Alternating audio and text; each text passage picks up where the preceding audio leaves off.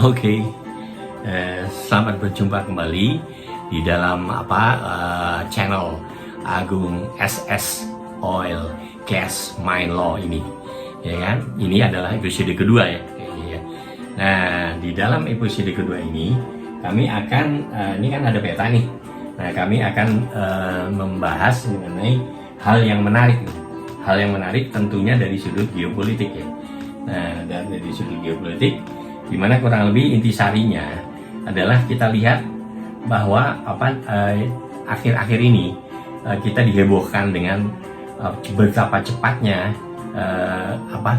daerah Afghanistan jatuh ke dalam otoriti daripada Taliban setelah Amerika sebelumnya, yaitu Trump melalui perjanjian Doha, ya kan, melalui perjanjian Doha bulan Februari tahun 2020 itu mengadakan perjanjian dengan Taliban, ya kan.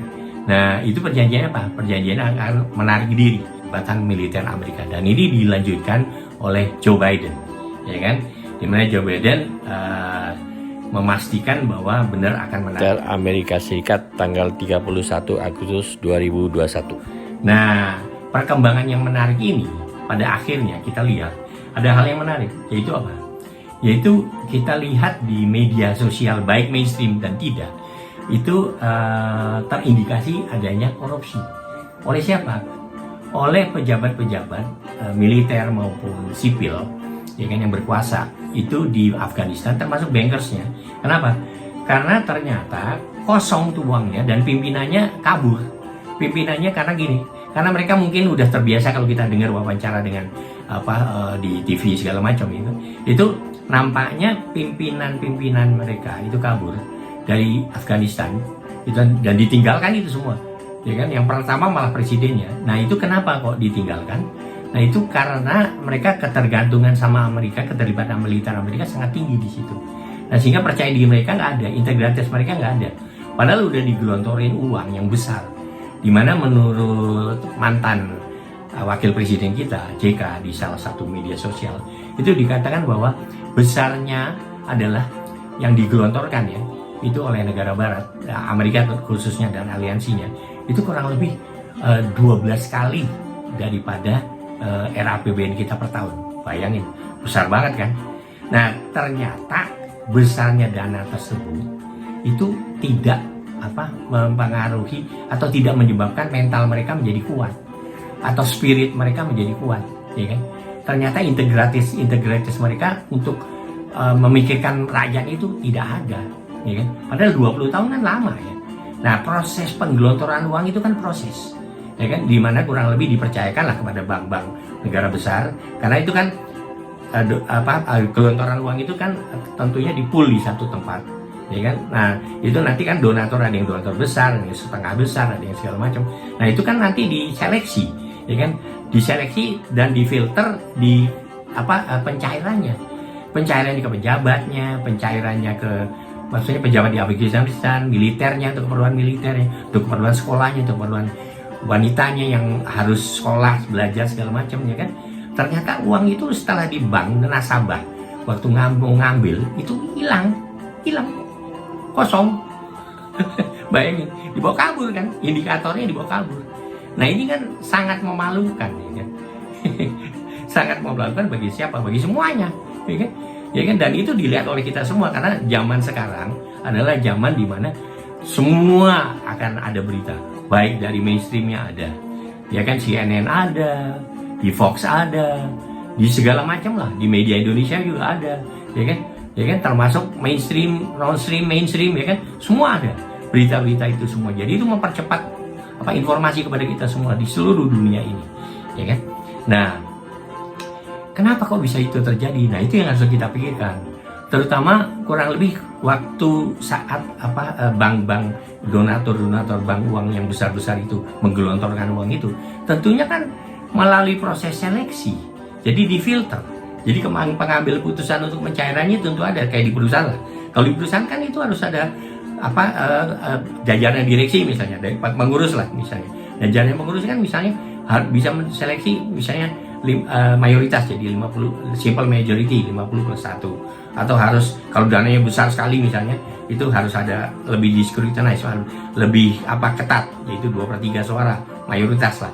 Nah tapi kok kan berarti diseleksi siapa yang berhak untuk menerima, ya kan, lembaga mana yang berhak menerima, ya kan, komoditas mana yang berhak menerima, ya kan. Nah ini kok kelihatannya tidak berbekas gitu, ya kan, kok jadi pertanyaan besar, ya kan. Tapi yang jelas dan nyata dan fakta, Amerika militernya sudah ditarik dan batas waktunya 31 Agustus 2021.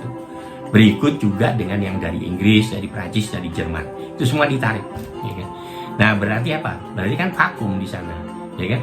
Berarti apa? Berarti Taliban yang tertinggal di sana, ya kan.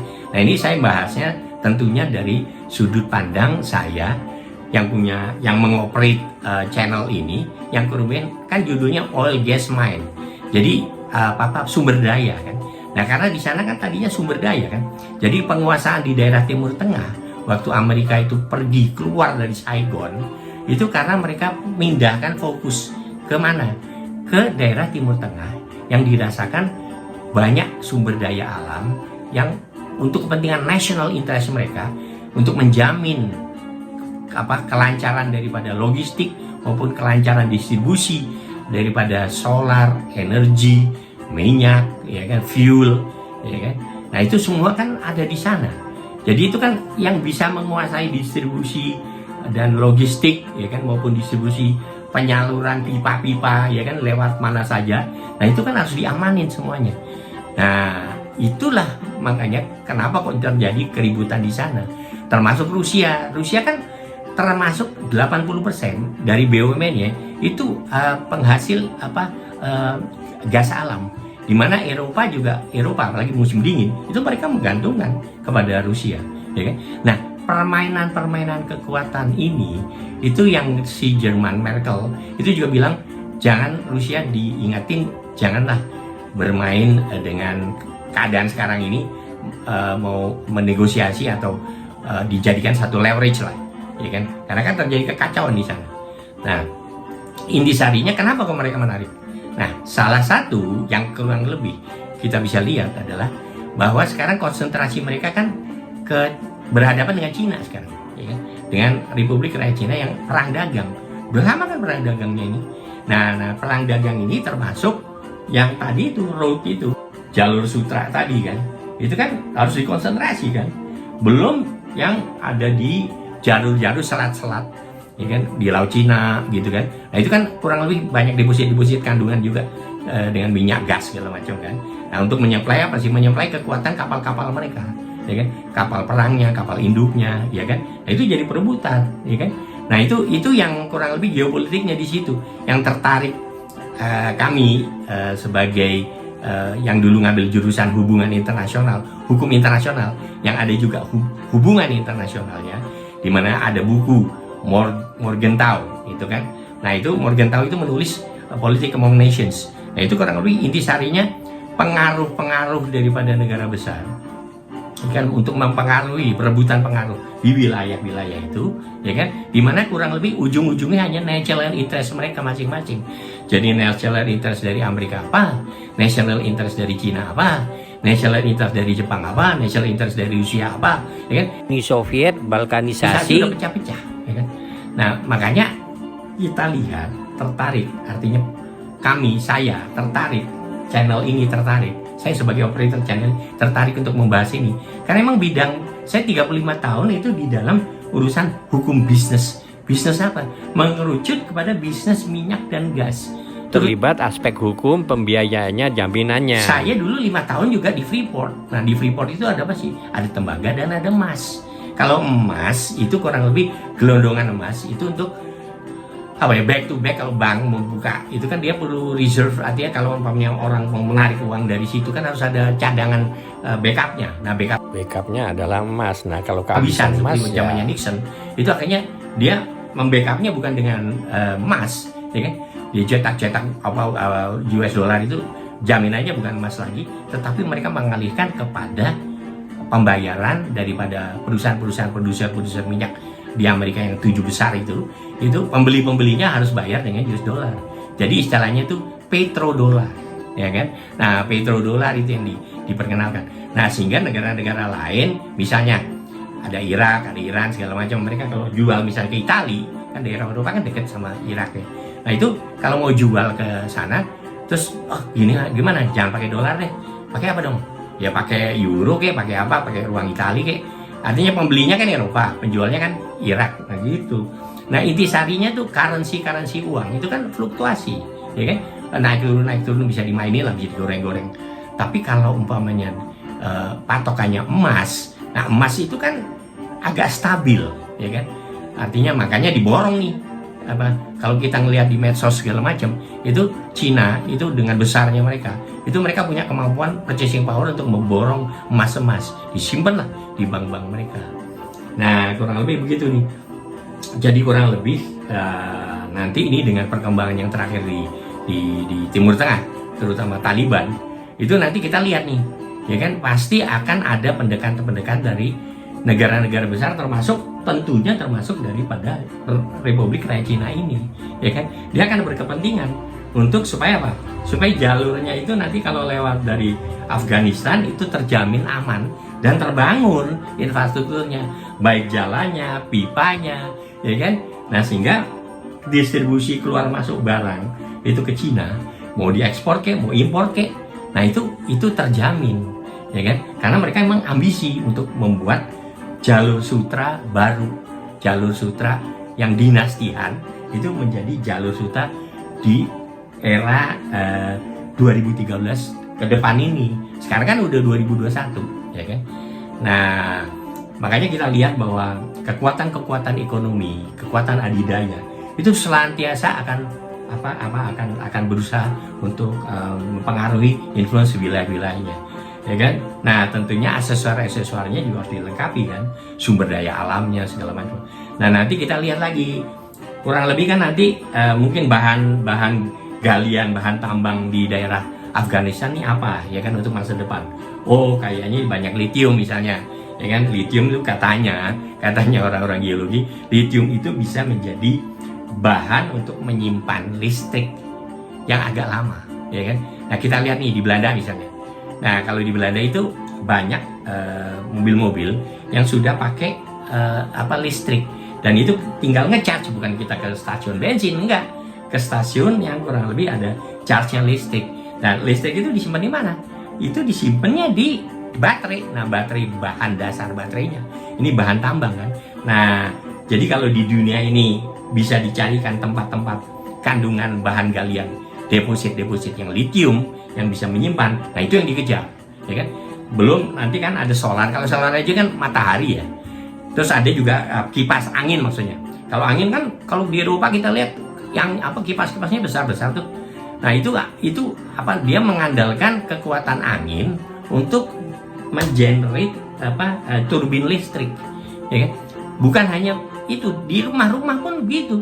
Jadi kalau mereka di rumah itu mereka punya solar energy misalnya, itu mereka bisa menyimpan dan menjual ke tetangganya, sehingga mereka juga berhak untuk mendapat pengurangan pembayaran kepada, kalau di sini PLN-nya begitu, ya kan. Nah, ini kan perkembangan yang menarik nih, ya kan. Apalagi go green, ya kan. Nah, kan tadinya batu bara, bensin, bensin gas, ya kan. Nah, tapi kan sekarang nanti go green itu agak dikurangi emisinya, ya kan, untuk kelanggengan daripada dunia yang satu ini, dunia yang kita tinggalin ini. Nah, inilah ya PR dari kita semua, ya kan. Nah, kita lihatlah nanti perkembangan di sini, ya kan. Karena itu kan Afghanistan emang Taliban itu adalah salah satu politik besar di sana. Kan politik ada yang berdasarkan agama, ada yang berdasarkan etnis, ya kan. Ada yang sosialis, ya kan. Ya kan, kita lihat aja perkembangannya di sana, ya kan. Ya kan? Karena setiap negara itu punya punya kekuatan politik yang berbeda satu dengan lainnya. Gak bisa dipaksa-paksa lagi gitu loh. Mau maksa-maksa mau demokrasi harus kayak demokrasi gaya gue, padahal dia double standard, ya kan. Double standard kan, artinya kalau umpamanya one vote one share, kalau umpamanya Taliban suaranya lebih besar dari yang lain, kenapa jadi harus kalah gitu kan. Kan demokrasi katanya, tapi demokrasi ala standar gue gitu. Nah, itu makanya kita lihatlah di sini perkembangan daripada keadaan ini, yang sangat menarik, terutama bagi pengamat-pengamat ya.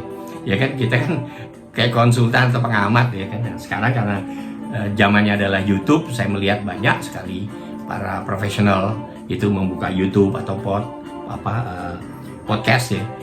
Nah, mereka tertarik untuk menggali informasi, terus mengeluarkan unek-unek mereka, ya kan, pikiran-pikiran mereka, ya kan, yang tentunya bisa bagus bisa enggak, ya kan, tergantung, ya kan. Tapi intisarinya, karena saya memberanikan diri dari mulai kemarin itu kan, memberanikan diri untuk membuat YouTube channel ini, judulnya ada Agung SS Oil Mine Law, ya kan, karena blog saya juga Agung SS, kebanyakan Agung SS, jadi simbolnya tuh Agung SS, Agung SS. Nah, kalau umpamanya musik, Agung SS Music Blog atau Music Channel gitu kan. Nah, kalau ini terkait dengan hal-hal profesi saya sebagai lawyer, 35 tahun lawyer, business lawyer di dalam pertambangan dan perminyakan. Nah, itu dikomunikasikan dengan ilmu hubungan internasional yang saya peroleh waktu di Fakultas Hukum, dan saya tertarik masih mengenai hal-hal itu, ya kan. Ya mungkin sekian dulu episode sekarang. Jadi kalau sekiranya Anda merasa tertarik, silahkan di like dan di subscribe, ya kan. Kalau enggak, ya nggak apa-apa, ya kan. Karena ini kan kita bebas sekarang, kita bebas. Saya berusaha menjadi salah satu kontributor. Karena kurang lebih kan pengalaman 35 tahun, alhamdulillah lumayan ya, banyak ya. Apalagi ya kalau hubungan internasional, saya waktu kecil sering ngikutin orang tua yang diplomat kan, jadi bisa mengamati juga keadaan internasional, ya kan. Ya mungkin sekian dulu. Assalamualaikum warahmatullahi wabarakatuh, and stay healthy.